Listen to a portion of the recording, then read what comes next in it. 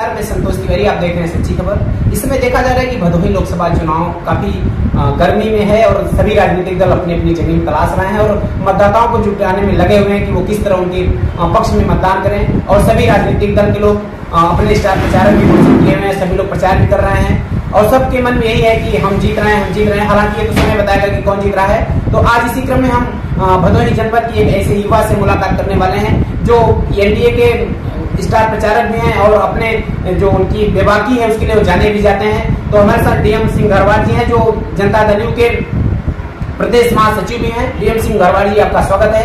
और क्या कहना चाहेंगे चुनाव को लेकर? देखिए, चुनाव के लिए तो यही कहना है। सर्वप्रथम आपके चैनल को धन्यवाद। चुनाव में एक तरफा यह चुनाव हो रहा है जिसमें एनडीए गठबंधन दल का प्रत्याशी डॉक्टर विनोद बिंद भारी मत से चुनाव जीत रहे हैं। आपको डॉक्टर विनोद बिंद जी को कह रहे हैं कि जीत रहे हैं, ये तो समय बताएगा। लेकिन यहाँ एक बड़ी बात आ रही है कि आप ही ये वह शख्स हैं जो भदोही जनपद में भदोही बचाओ बाहरी भगाओ का नारा बुलंद किया था और आप फिर अब डॉक्टर विनोद बिंद का प्रचार कर रहे हैं, उनके समर्थन में लोगों से उनके पक्ष में प्रचार कर रहे हैं। आखिर ये विरोधाभास क्यों दिख रहा है? देखिए, बिल्कुल भदोही की जो मांग थी, आवश्यकता थी बाहरियों के बहिष्कार के लिए, वो हमने आंदोलन चलाया था और वो चल भी रहा है।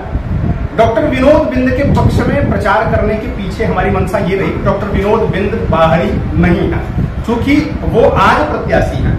जब वो प्रत्याशी नहीं थे भदोही के, तब भी वो भदोही में चिकित्सकीय कार्य हेतु उपलब्ध रहा करते थे और प्रत्येक दिवस उनका आगमन चिकित्सकीय कार्य के लिए भदोही में होता था और लोगों की सेवा के लिए वो खड़े रहते थे। तो जो व्यक्ति चिकित्सक हो, अगर चिकित्सक का कोई एरिया निर्धारित नहीं होता, रोगी को एक अच्छे चिकित्सक की आवश्यकता होती है और भदोही में विकास पुरुष की आवश्यकता, शिक्षित विकास पुरुष की आवश्यकता थी, जो डॉक्टर विनोद बिंद में परिलक्षित हो रहा है। इसलिए उनकी मदद कर रहा हूँ। इस समय एक विधायक भी हैं, तो क्या उनको जरूरत आन पड़ी कि वो विधायक की छोड़ने के फिराक में है और सांसदीय लड़ रहे हैं? ऐसा क्यों? व्यक्ति जितने उच्च पदों पर जाएगा, विकास का मुद्दा उतने ही उच्च स्तर पर उठाने का प्रयास करेगा।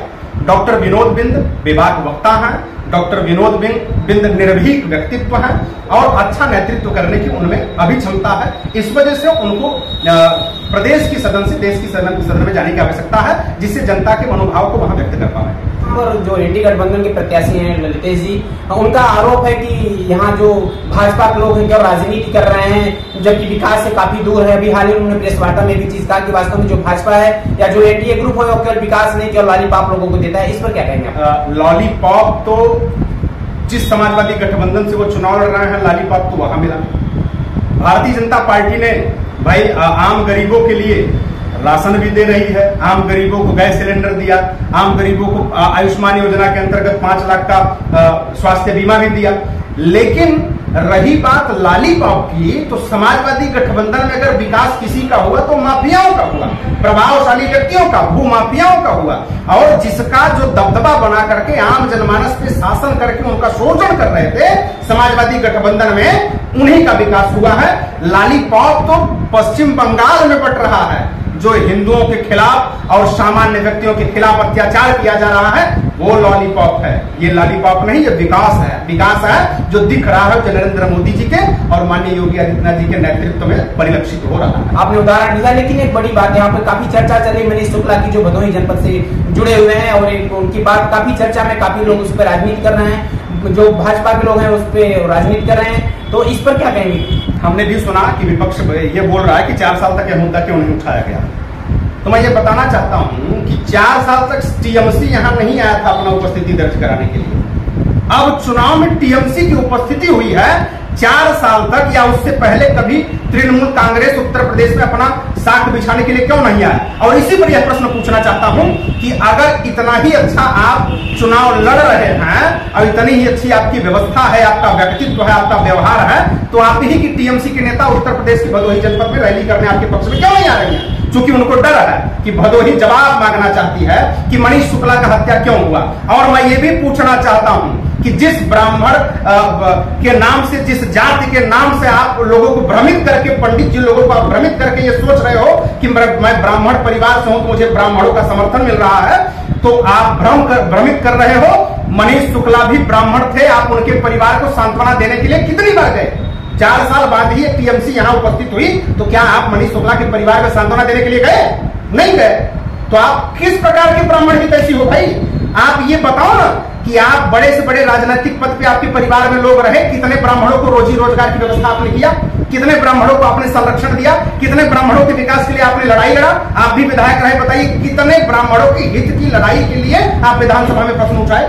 तो यहाँ तो केवल जाति के नाम पर आप लोगों को बरगला रहे हो, जबकि भदोही की जनता सब जानती है, भदोही के ब्राह्मण जितने हैं वो जानते हैं कि विकास केवल और केवल नरेंद्र मोदी जी के नेतृत्व में संभव है, विकास केवल और केवल योगी आदित्यनाथ जी के नेतृत्व में संभव है और किसी के हाथ में नहीं है। क्योंकि वो 60 साल तक इस देश में देखे हैं कि जिस प्रकार की उपेक्षा, जिस प्रकार का लोगों का शोषण, जिस प्रकार का दंश लोगों को झेलना पड़ा है, वो यहाँ की जनता अच्छी तरह जानती है। लोग आरोप लगा रहे हैं कि प्रधानमंत्री जी का कार्यक्रम हुआ लेकिन जनता जितनी आनी चाहिए उतना नहीं हुआ, इस पर क्या कहेंगे? जनता की भीड़ तो अब दुनिया देखी है। और रही बात माहौल बनने न बनने की, और इस समय यही चर्चा है ना कि प्रधानमंत्री जी के आने के बाद कोई माहौल नहीं बना है।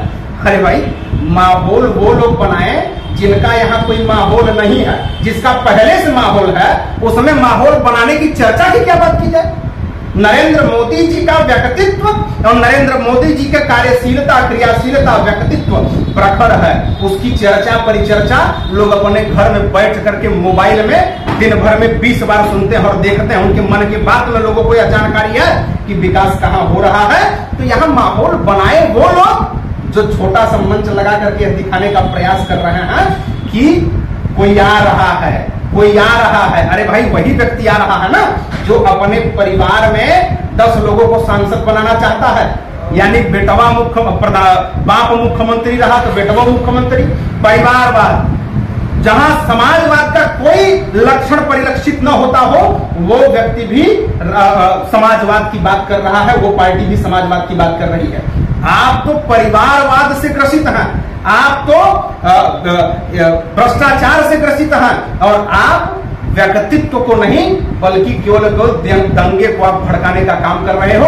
आप बताओ, उत्तर प्रदेश की सरकार माननीय योगी आदित्यनाथ जी के नेतृत्व में चल रहा है, 7 साल की सरकार चल रही है, बताइए कितने दंगे हुए। लेकिन यही बताइए, पूर्ववर्ती सरकारों में क्या दंगा नहीं हुआ करता था? पूर्ववर्ती सरकारों में धर्म के नाम पर, जात के नाम पर लड़ा करके लोगों को विद्वेष की भावना लोगों में भर करके अलग थलग करके लोगों के विनाश कर रहे थे। आप बताइए, योगी आदित्यनाथ जी के नेतृत्व में कहीं दंगा कोई होता हो? दंगाई समाप्त तो हो गए। एक चीज आप देखे होंगे, समाजवादी पार्टी के लोग और इंडी गठबंधन के लोग आपके मनीष शुक्ला के यहां क्यों नहीं गए? इनको श्रद्धा सुमन व्यक्त करने के लिए क्यों नहीं गए? ब्राह्मणों के साथ आपकी सहानुभूति तो आप गए मुख्तार अंसारी के यहां श्रद्धांजलि व्यक्त करने, आप गए दुर्दांत माफिया अतीक अहमद के यहां श्रद्धांजलि व्यक्त करने। मनीष शुक्ला तो एक कार्यकारी था, कार्यकर्ता था। मनीष शुक्ला तो रोजी रोजगार के लिए पश्चिम बंगाल में अपना घर परिवार छोड़ करके वहां रह रहा था। उसको श्रद्धांजलि व्यक्त करना चाहिए कि लोगों का शोषण करके, लोगों का जमीन अधिग्रहित करके, गुंडई माफिया करके लोगों की हत्या करने वाले दुर्दांत माफिया के यहां जाकर श्रद्धांजलि व्यक्त कर रहे हो। तो आप प्रधानमंत्री के काशीवाला और ये ललितेश जी के काशीवाला में आप क्या डिफरेंस देखते हैं? मैं पूछना चाहता हूं कि चुनाव से पहले कभी ललितेश जी भदोही में दिखे हों? कोई एक व्यक्ति बता दे, पूरे जिले में चैलेंज कर रहा हूं। कभी ललितेश जी किसी के यहां सुख दुख में नहीं आए हैं? जो डॉक्टर विनोद बिंद लड़ रहे हैं वो सुख दुख में शामिल हो न हो, लेकिन चिकित्सक के रूप में वो शामिल थे और लोगों का इलाज करते थे। कोरोना काल में ललितेश जी बताएं इस जनपद में कोई सेवा की हो? दुर्गा पूजा अग्निकांड हुआ, पंडाल अग्निकांड हुआ, ललितेश जी कितने परिवारों के यहाँ सहानुभूति व्यक्त करने गए? किसी के यहाँ गए? नहीं गए। लेकिन डॉक्टर विनोद बिंद अपने हॉस्पिटल में उन जलने वालों का इलाज भी किए हैं। 5 लोग उनके भी हॉस्पिटल में भर्ती थे, तो वो तो इलाज किए हैं। तो जनपद का सेवक तो वो हुआ ना जो आपके सुख दुख में 24 घंटे यहाँ खड़ा रहा हो। केवल चुनाव के समय पश्चिम बंगाल की पार्टी लेकर के आकर के लोगों को बरगला करके, जात के नाम पर, धर्म के नाम पर तोड़ करके यहाँ राजनीति करने के लिए हमारा प्रत्याशी नहीं आया है। हमारा प्रत्याशी राष्ट्रवाद पर, विकासवाद पर और सच्चे समाजवाद पर वोट मांगने आया है और समन्वय बना करके सर्व समुदाय, सर्व जाति के हित की लड़ाई लड़ने के लिए आगे आया है। लोकसभा की बात की जाए तो जहां पर जो आपका भाजपा की जो मत का संख्या रहा वो विधानसभा 2022 में कम हो गया है, तो क्या अगर यही क्रम 2024 में रहेगा तो कहीं खतरे का संकेत नहीं? भाजपा का मत नहीं डाउन हुआ है, मत की संख्या डाउन हुई है। जो मौखिक समाजवादी लोग हैं उनके निष्क्रियता को देख करके मत का स्थिति डाउन हुआ है। भाजपा का कार्यकर्ता तो वोट कर ही रहा, भाजपा का कार्यकर्ता वोट नहीं करता तो प्रचंड बहुमत से सरकार बनती क्या? 2014 में, 2017 में, 2019 में, 2022 में आपको कितनी बार हमने गिराया और प्रचंड बहुमत से। अगर भाजपा का वोटर वोट नहीं देता तो इतनी प्रचंड बहुमत से सरकार केंद्र और राज्य में हमारी चलती क्या? नहीं चलती। वोटर अगर निराश है तो समाजवादी पार्टी का, कांग्रेस का और टीएमसी का तो वहीं कोई कार्यकर्ता ही नहीं है, वो तो समाजवादी पार्टी के भरोसे लड़ रहा है जिसका कार्यकर्ता निराश है। तो भाई मैं तो यही जानता हूं कि यहां चुनाव एक तरफा कोई कंपटीशन नहीं है। लाखों वोटों से हमारा प्रत्याशी, एनडीए गठबंधन का प्रत्याशी चुनाव जीत रहा। भदोही लोकसभा में खास करके जो कुनिया का मुद्दा है और सराय कंसराय रेलवे स्टेशन का वहां फाटक के अंडरपास के लिए बात हो रही है, इस पर अगर कुछ हो रहा है तो इस पर क्या है? कल केशव जी के मंच से हमने सार्वजनिक घोषणा कराया और कबूल कराया प्रत्याशी से कि क्या कोनिया के ब्रिज के लिए, केएमपीजी विश्वविद्यालय के लिए, जिला अस्पताल के लिए, सराय कंसराय रेलवे स्टेशन अंडरपास के लिए क्या काम करोगे या नहीं करोगे? उन्होंने सार्वजनिक मंच से घोषणा किया है कि पहला हमारा कार्य यही होगा और इस पर काम किया जाएगा। निसंदेह कोनिया में पक्का पुल बनना है और उसके लिए भारतीय जनता पार्टी पूर्णतः आश्वस्त करती है कोनिया की जनता को और भदोही की जनता को कि उनको भी विश्वविद्यालय यहां मिलेगा। भारतीय जनता पार्टी की सरकार की ही देन रही है कि केंद्रीय विद्यालय आपकी जनपद में है। भारतीय जनता पार्टी की ही देन रही है कि आपके मंडल में एक मेडिकल कॉलेज दिया गया है और प्रयास है कि भदोही जनपद में भी आने का प्रयास है और आएगा। आपके ही जिले में पशु चिकित्सालय बन रहा है। सबसे बड़ा बजट उत्तर प्रदेश का पशु चिकित्सालय बनाने के लिए भदोही में पास हुआ है। ये भारतीय जनता पार्टी की सरकार की देन रही है। पर युवाओं के रोजगार को लेकर के विपक्षियों का हरदम सवाल रहता है कि वास्तव में यहाँ पे युवाओं के लिए क्या किया गया? कालीन परिक्षेत्र में जो हमारा जनपद कालीन की बुनाई के लिए जाना जाता है, कालीन परिक्षेत्र में पूर्ववर्ती सरकारों ने जो सब्सिडी का समाप्त कर दिया था, सब्सिडी की व्यवस्था को उन्होंने डाउन किया था और कालीन के बुनकरों को वो व्यवस्था नहीं दे पा रहे थे। इस वजह से यहाँ का रोजी रोजगार डाउन हुआ है।